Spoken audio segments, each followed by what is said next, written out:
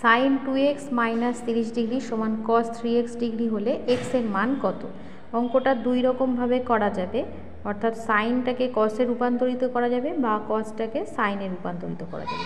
আমি ডান দিকটাই পরিবর্তন করব, এই কসটাকে পরিবর্তন করব।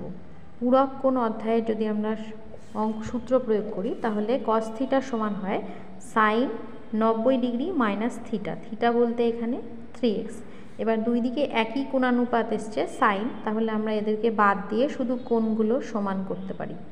2x মাইনাস 30 ডিগ্রি সমান হবে 90 ডিগ্রি মাইনাস 3x ডিগ্রি, বা 2x ডিগ্রি 3x ডিগ্রিটাকে বাম দিকে নিয়ে আসলাম সমান 90 ডিগ্রি যোগ 30 ডিগ্রি, বা 5x ডিগ্রি সমান 120 ডিগ্রি। এবার 5 24 সঙ্গে 120 হয়, তাহলে x এর মান হবে 24।